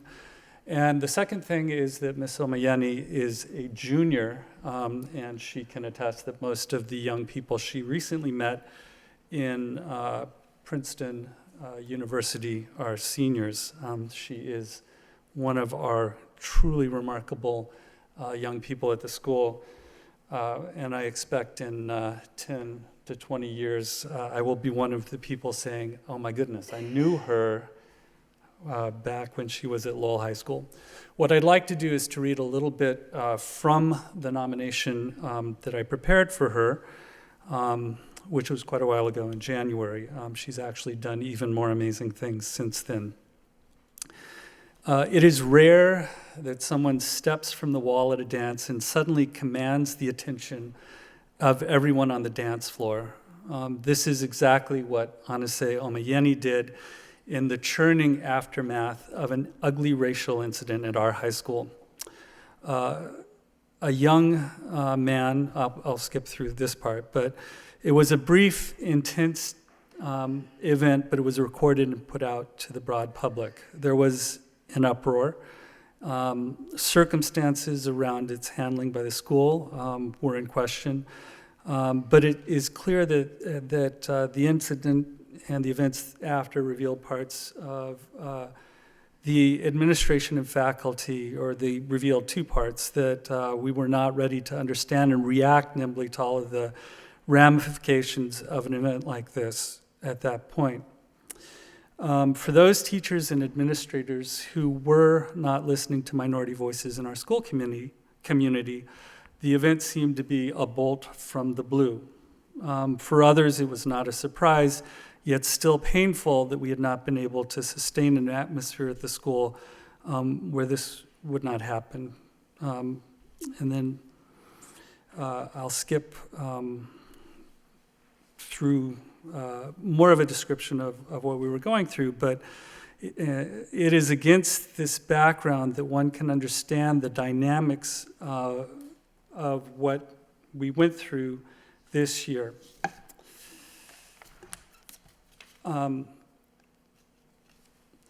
At the junior class meeting that was held at that point, which was even more charged than the senior class meeting, which was interesting, Anase put forth pointed questions in the Q&A after the headmaster's presentation. Our attention immediately snapped to her because her questions were to the point. They represented restrained anger, but within the bounds of issues that we all knew needed to be addressed. And most importantly, she spoke with authority. It was clear from her demeanor that she was a leader among the students. None of us in leadership knew who she was. I talked with her for 15 minutes after that meeting and began a series of dialogues with her over the next few weeks. I immediately reported to the headmaster that she was mature, could see issues from multiple sides, already served as a spokesperson for the student contingent, was mediating amongst groups around the young man at the center of this, and was unusually well attuned to the social and political aspects of what was going on in the community. She wanted to help something positive come out of the maelstrom. When the headmaster and I thought of a committee to take in evidence, allow students and staff to have a voice in what we would do, and propose concrete changes, we realized that students would have to be co-equal in the process to leadership and the faculty. Anase was an obvious choice to co-chair a standing committee and organize the efforts of students on the committee and in the broader student body. In the several months since that work started, she has exceeded our expectations. There has never been a time when we haven't felt that she has superb potential as a community leader. Her determination has not flagged. She is as comfortable with her peer group as she is working with adults. She listens well, which is an extraordinary trait for someone her age. Even if her work were to stop now, and I'll note, this was written in January, even if her work were to stop now, which I'm sure it will not, she is committed to the long haul. She still would have contributed tremendously to our school culture with her insistence on bringing other voices to the table in our decisions about how to run the school. I have not yet known a student at our school who is a superior candidate for the Princeton Prize in Race Relations. She is. I hope that you will give her serious consideration. Please feel free to contact me if you have any further questions, which they did, or would like further documentation. I'd also like to note that the headmaster also contributed to this. And I'll finally note, before turning the microphone over to Ms. Omayeni, that the Headmaster's Cultural Competency Task Force this Monday voted itself into a standing committee and selected a student moderator to run the committee, both students and staff, for the coming year, and unanimously, more than unanimously, if it could be the possible, chose Ms. Omayeni to be the moderator of the committee for the coming year. So I'll turn the mic over to Ms. Omayeni, who will speak to her experience at Princeton University.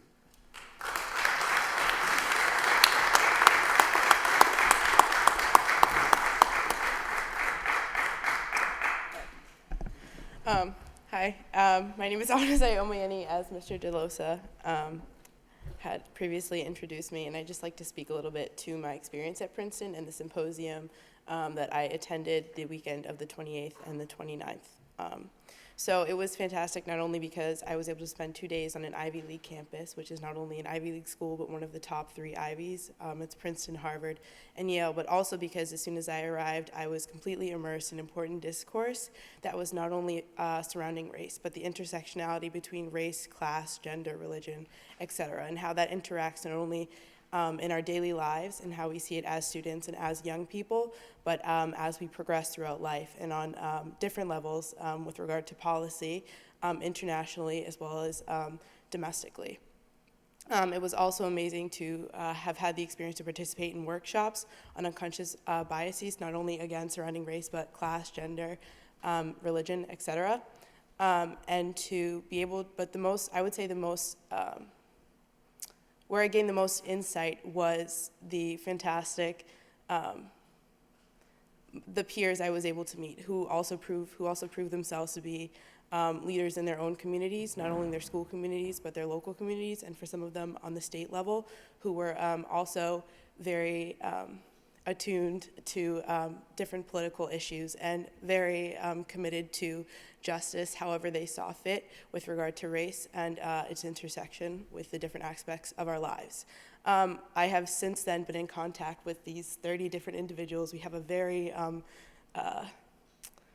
a group chat that is constantly going off, in which we are constantly brainstorming different solutions, both to our own personal situations in our own communities, but also idealistically on the national level. And oftentimes we talk about what we would do if we were elected into public office and different policies we would put forth and what we would campaign for, which is interesting and fantastic. So I believe that returning from Princeton, I have not only been full of solutions because I was surrounded by this fantastic group of peers who were so committed to not only analyzing the problem, but looking towards solutions, which is not something you see often in a group of young people. I think partially because we are teenagers, we are so committed to complaining all the time about everything and not so much to looking towards solutions to be able to solve the problem, and so to be able to be surrounded by peers who are looking to solutions and being able to see what solutions had worked for them and what had not worked for them and what had worked for us here in Lowell and what has not worked here in Lowell was fantastic. And so I think I have a breadth of solutions returning from there. And also being able to look at race not only as it pertains solely to race, but also the intersectionality of it, as the Lowell High School Standing Committee on Cultural Competency exists not only to evaluate race, but to be able to evaluate school climate with regard to class, gender, religion, etc. And so to be able to have that perspective on intersectionality and exactly how important it is in our school community and on the national level and even on the international level was fantastic, especially with all of the different political rhetoric happening with the election happening in this coming November. So thank you, and yeah, That's all I have.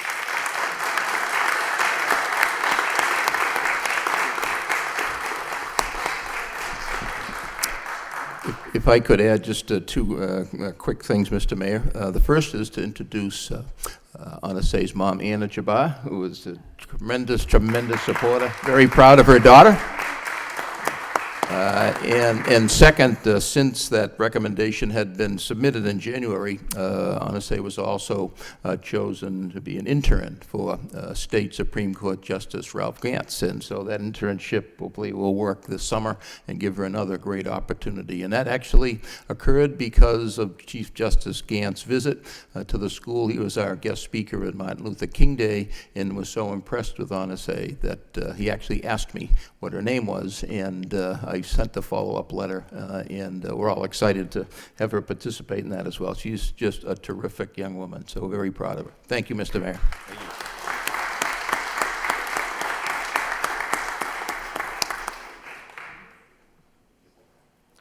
Ms. Martin? Thank you very much.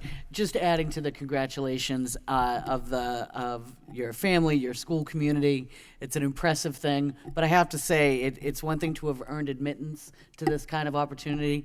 It's something even greater still to be able to come back and talk about it with such passion and obvious engagement with the opportunity that you were given, and that shows the ability to take advantage of opportunity when it knocks on your door, and that is a great gift. So thank you very much for coming back to share it with us. Thank you, Ms. Martin. Any further discussion? Congratulations on behalf of the entire school committee.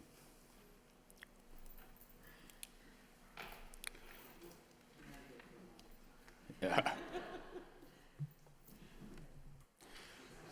And moving on, we have the minutes of approval for the school committee meeting of May 4th, 2016. A motion to approve by Mr. Hoy, seconded by Mr. Gignac. Discussion, all in favor, all opposed, so voted. Next, we have under permission to enter, we have 38 items this evening. Do we have a motion to approve all 38 items by Ms. Martin, seconded by Mr. Gendron? Discussion, roll call. Mr. Gignac? Yes. Mr. Hoey? Yes. Mayor Kennedy? Yes. Ms. Martin? Yes. Mr. Dakota? Yes. Ms. Doherty? Yes. Mr. Gendron? Yes. 7 yeas, approved.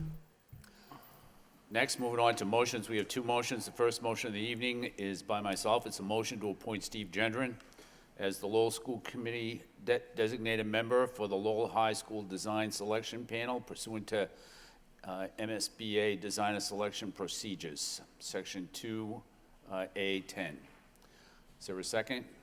Second by Ms. Martin. Discussion? All in favor, all opposed?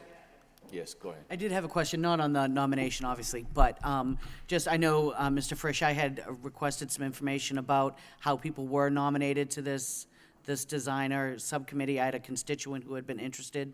That's separate from a school committee member, obviously. But I didn't know if you had had an opportunity to get any information on that, how that process would work, or if it's a done deal now, just where we are in the process, I guess. The question you're asking, Ms. Martin, is how did the architects get, how did they get selected to the final list? No, that's not my question. I'm sorry. I apologize then.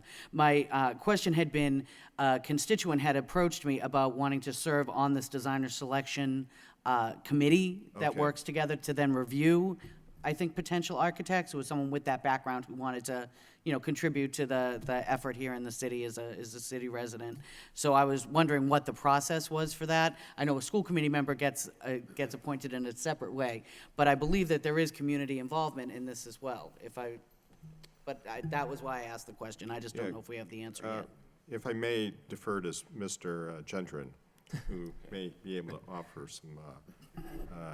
Well, I think you're referring to the MSBA Designer Selection Committee that, not this nomination here, but the panel that's meeting on a regular basis to review. We selected, the contractor, and we continue to go through that. I was appointed by the mayor in the last term.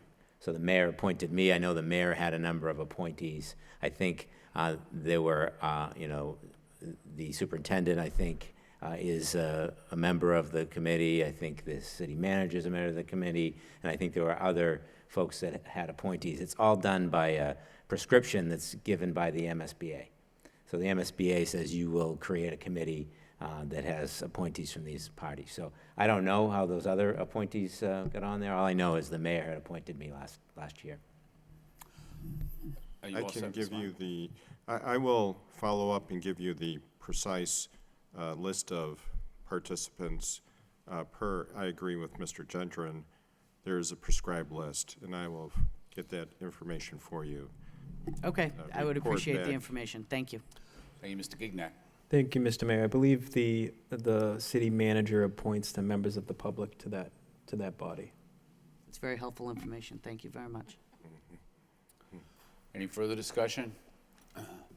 All in favor of the motion, all opposed, so voted. The next motion of the evening is a motion by Ms. Doherty to request that the superintendent provide the committee with a report that looks at student population growth and trends in the near term, as well as planning out for the next 5 to 10 years. What bubble grades coming up over the next few years, and how will that impact classroom size, building capacity, and transportation? Do we have a second? Second by Ms. Martin. Ms. Doherty. Thank you. My understanding is Ms. Martin had a similar motion last year with the former school committee, and I put it on because I think we really have an urgent need to get this planning in process and to be looking at what our options are. As you know, we just went through the budget scenario, and we really don't have a good plan for these bubble classes. And so I really want to just highlight the urgency of getting on board with figuring out how we're going to move forward and, deal with the number of students that we have coming up and what the plans are. Okay, thank you. Any further discussion? Mr. Gendron? Did you? No. No? Any further discussion on the motion? All in favor of the motion, all opposed, so voted. Next, under subcommittees, we have the Finance Subcommittee report to approve the minutes of the meeting of May 4th, 2016. Mr. Gignac? Thank you, Mr. Mayor. I'll just put a motion to approve the minutes of the meeting. We went over all of these items through the budget hearings, which were regular meetings. Okay. All right, so we have a motion to approve the minutes, second by Ms. Doherty. Discussion on the motion, all in favor, all opposed, so voted. The next is the Policy Subcommittee, a report of the meeting of Monday, May 16, 2016. Ms. Doherty, we already did that. Item 11, Lowell High School accreditation.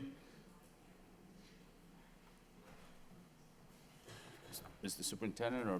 Thank you, Mr. Mayor. I'm going to ask Mr. Martin and his team to, are you guys ready? To discuss the accreditation report from the New England Association of Schools and Colleges, Commission on Public Schools. Mr. Martin, thank you. Thank you, Mr. Mayor.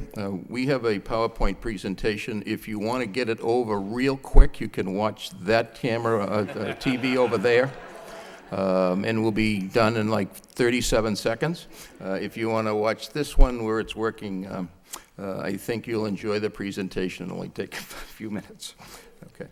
The first thing I want to do is thank our committee. The NEASC accreditation is a process that takes place every 10 years. It's a thorough evaluation of your school. It begins with a self-study that's done by the staff and faculty. And I believe that one of the things that helped Lowell High School in the process was the fact that we were incredibly honest about the existing conditions, if you will, of what was going on at the school. And I owe that to our steering committee chairs who did a terrific job. And I just want to name them before I start with the process. Our co-chairs were Amy McLeod and David Robinson, who are here this evening. They did a great job. Jill Lang from the Freshman Academy did core values. Great job. Curriculum, Suzanne Keefe, she had to leave to pick up her daughter, but she was terrific. Instruction was Roger Morno. I think he might have pick up. Roger Morno, maker space guy. Assessment for student learning was Sheila Carroll. I don't believe she's one of our instructional specialists that she's here this evening. School culture and leadership was David Slattery, did a terrific job. School resources for learning was Stephen Jabe, terrific job. And then community resources for learning, which is the building and structure and all of the support system. Dr. Roxanne Howe did a great job. And then our visiting committee visit was chaired by Deidre Haley, who welcomed and was the liaison to make the whole visit work, and it was quite a job doing that, so I want to thank her. So first I want to congratulate the City of Lowell and Lowell High School. As of April 22nd, Lowell High School was awarded continued NEASC accreditation. So you're good till 2026, and I will not be here for the next one, I can tell you. But it is quite an achievement. We were awarded full accreditation. I will go through the various areas that they highlighted, and there is one warning, which was the warning that we actually were hoping to get, if you can believe that, and that actually was about the building. And so I want to thank the steering committee, our co-chairs, all the logistics that came made together, and the faculty. Our teachers all participated in the self-study and the visit and worked hard. You have to write the report, edit the report, and submit it, and it's a lot of work, so they deserve a lot of credit. So the next slide is beginning of what impressed the visiting committee, and it was the largest visiting committee they've ever assembled through the NEASC team because of the size of the high school. If it was 20-something members, 23, 24 individual members came to Lowell High School for that 3-day visit, which is the largest group they've ever put together. So we had our hands full trying to manage people. What impressed them, adoption of PBIS, the positive behavior in the freshman academy, a use of the RIDER acronym for succinctly capturing the school's core values. It's responsibility, integrity, determination, engagement, responsibility, and respect. We have completely changed the culture of the school. I think if you remember a few years ago, when you went into the high school, it was a sports country. Welcome to Red Raider country. And although we do support athletics with 31 teams, it's a teaching and learning community. And that actually was a critical piece of our evaluation, is what is happening at the school. They're there to learn. We fully embraced the Freshman Academy core values throughout the school. They noticed and recognized the pathway programs and the hands-on, mind-on experience connected to coursework. The pathways now are in place. Obviously, we look at them each year, but now students, after their freshman year, choose a pathway and have an opportunity to continue or change. But at least they have a plan, which I think anyone that ever talked to a child in high school, wants to know, what do you want to do? I have no idea. We'll pick something. And so I think a pathway at least engages a student to think about that. College-level coursework on AP, dual enrollment, and Latin Lyceum were mentioned. The next was the use of essential questions in curriculum design, focus on inquiry, problem solving, and higher order thinking. Using professional development time during early release to run data summits, look at numbers on students. Purposeful move from a teacher-centered to teacher-centered pedagogy that more fully engages students as active and engaged students. We wanted to change that culture, and I have to give special credit to Mrs. McLeod, who has worked so hard through instructional rounds in changing the pedagogy at Lowell High School, and I think it shows up if you were to walk through the school and watch what happens every day. They recognize the strong partnerships with MCC and UMass Lowell, and then the broad use of classroom and departmental rubrics. The committee also noted the numerous strategies adopted to ensure a safe school culture, emergency protocols, cameras, security. Dr. Howe works on this all the time. We meet every week with the school resource officer, a weekly meeting on all of our safety issues. Noticed a wide range of strategy to maintain positive school culture. Student achievement on bulletin boards, high-five cards, redesign of many entryways to focus on Lowell High School as a teaching and learning community. There's numerous school social and academic practices to support a respectful school culture. Monthly cultural awareness and celebration, courses such as race and ethnicity, school cultural clubs, etc. A highly effective adoption of advisory period to encourage connections between students and adults. Everyone at Lowell High School, actually other than the housemasters, has an advisory period. I have one, Mrs. McLeod has one, Mr. Robinson has one. Everyone has an advisory period, 20 minutes with 20 to 22 kids every day. I have 22 seniors. It's the best part of my day, by the way. But it it drives home the fact that you need to connect to these students, and as an administrator, I know what's happening in the House office, guidance counselors, classrooms, because I'm connecting that way. And Mrs. McLeod made me do it. She's the one that suggested it. The committee also noted the adoption and ongoing expansion of PBIS as a model from the Freshman Academy throughout the rest of the building. They noticed that the adoption of instructional rounds made a difference. A lot of the young teachers that participated would not get a chance to observe a lot of the teachers that have been the model teachers. And so instructional rounds is sort of like a hospital rounds. They go and visit, and then at the end of the day, they go back to the teach-out room with Mrs. McLeod managing this discussion and talk, what did you see? What were the good things that were going on to help improve teaching every day? They noticed the headmaster was working and supported broad-range advocacy for student success. I say this all the time, that they're our customers. They're the ones that we produce and help walk across that stage when they graduate. That should be our primary focus every day. And we've reached out to kids, and our dropout rate is the lowest in the history of the high school, and I think that has a lot to do with it. And they also talked about the options for student support that go from teen pregnancy and support for young students that may have a child and need the additional support. We provide that. The committee also noted the highly effective function of house teams in both the sophomore, junior, senior, and the freshman academy to ensure the support services are available. So the house teams are the teams that each week they meet, they go through all of the students having difficulty. They perhaps have some issues at home. They drive the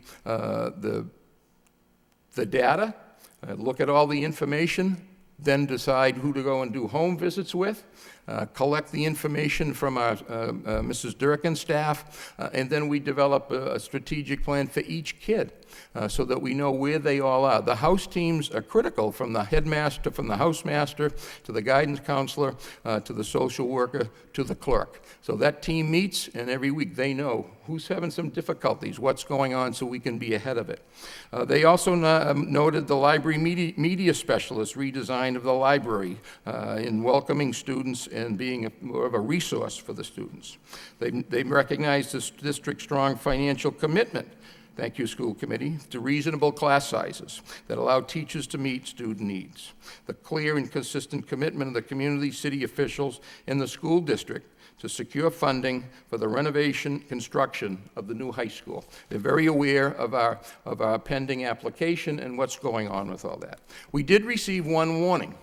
And the one warning, not that this was Mrs. Howe's standard, but is actually a labor of love for Dr. Howe, because she works hard on the building, on all of the issues surrounding it as the facilities person, that the plant does not minimally support the delivery of high-quality school programs and services. I mean, we knew this before they started, obviously, with our self-study, but they recognize this as a critical area, and quite frankly, we're pleased that this was the one standard that was highlighted that helps us support our effort with the city manager and the city council and the school committee for our petition with MSBA. The school just needs an awful lot of work. And School Board Member Gendron is now on that committee, make the final decision. I believe I'm on the review committee for the architects that recommends a handful to you folks. But that's actually ahead of schedule, and we're delighted with the support of the city.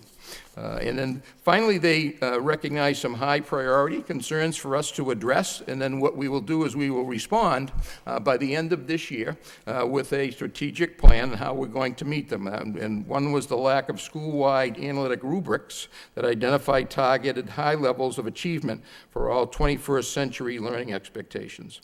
The second was the absence of purposefully designed curriculum, course offerings, co-curricular programs, and other learning opportunities. And finally, the lack of a formal process based on school-wide rubrics to assess whole school and individual student progress. And so at the end of the day, we will report in December and meet all of the deadlines that are outlined in the report. But I think it's says a lot about what happens at the school each day. We have a terrific team, and that goes from Mrs. McLeod and the department heads and student support services through the house offices, our teaching staff, right through our SROs, security guards, and cafeteria workers. What you see every day when you walk through the building is a cafeteria worker has an enormous impact every day on a student. The kids walk in, they're eating breakfast. The cafeteria workers say hi. They smile. They recognize that they're part of their school. That a lot of these kids don't get up and have people like waiting to make sure they get off to school. And so that first entrance into the school, to me, is, hi, how are you today? And make sure they eat. All of those pieces, I think, have made the high school a pretty special place. And I'm very, very proud of all the work that everyone's done. So I thank you, and I think that going forward, 2026 are right around the corner. But it does go by fast, but I think we're on the right track at Lowell High School. So thank you.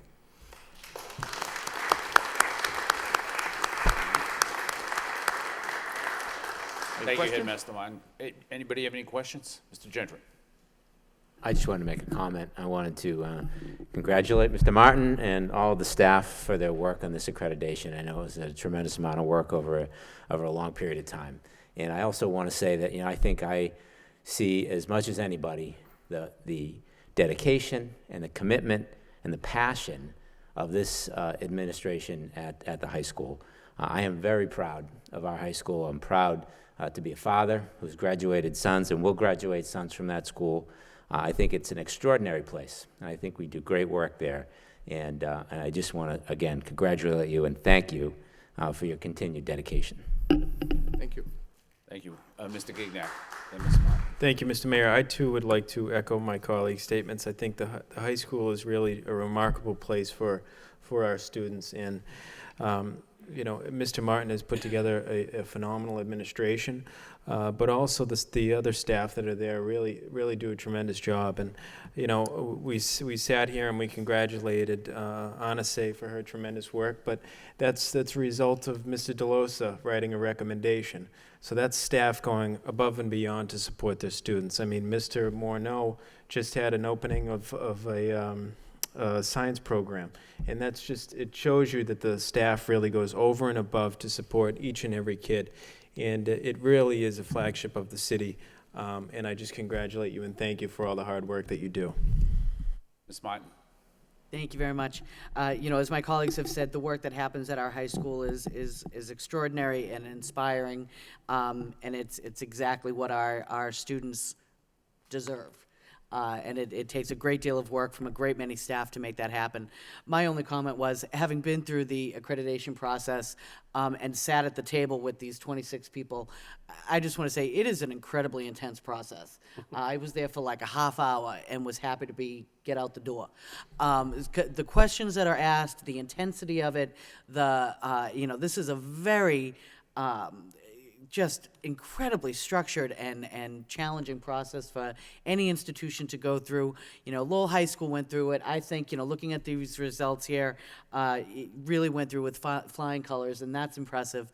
And I certainly thank Mr. Martin, his entire staff, all the members of the school community at Lowell High School, because it really does speak volumes about the level of quality that we have at our high school that we can boast of here in the city. Thank you. Thank you. Any further discussion, Mr. Dakota? I would be remiss if I didn't comment on my colleagues from the high school. Great job, and having lived through 3 accreditations, 2 at Lowell High School and 1 at another school, it is very intense, as you said, and to come through with flying colors is no small feat at all. So kudos to you and kudos to your staff, Mr. Martin. Great job. Any further discussion? If not, Chair would entertain a motion to accept the report of the Headmaster Martin's report of progress. We have a motion to that effect by Mr. Gignac, second by Mr. Hoey. Discussion, all in favor, all opposed, so voted. The next report from the superintendent is the principal's instructional needs. Mr. Superintendent. Thank you, Mr. Mayor. I'm going to ask Mrs. Abrams to report on this motion. Thank you, Superintendent.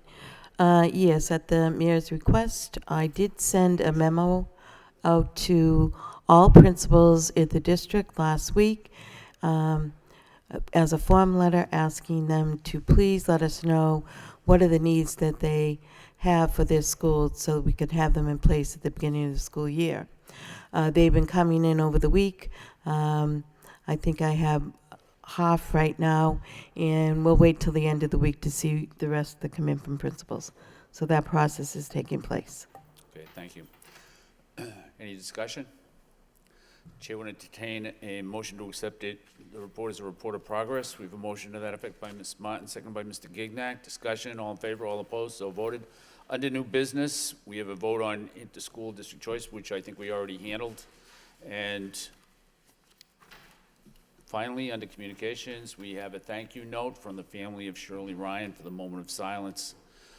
Motion to accept that communication, place it on file by Mr. Gignac, second by Mr. Hoey. Discussion, all in favor, all opposed, so voted. Chair will entertain a motion to adjourn. We have a motion to adjourn by Mr. Gendron, second by Ms. Doherty. All in favor, all opposed. Stand adjourned.